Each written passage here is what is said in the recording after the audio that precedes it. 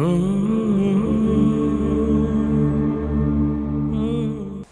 الله الرحمن الرحيم. هل أتاك حديث الغاشية؟ وجوه يومئذ خاشعة عاملة ناصبة تصلى نارا حامية تسقى من عين آنية ليس لهم طعام إلا من ضريع لا يسمن ولا يغني من جوع وجوه يومئذ ناعمة لسعيها راضية في جنة عالية لا تسمع فيها لاغية فيها عين جارية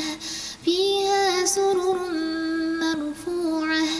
وأكواب موضوعة ونمارق مصفوفة وزرابي مبثوثة أفلا ينظرون إلى الإبل كيف خلقت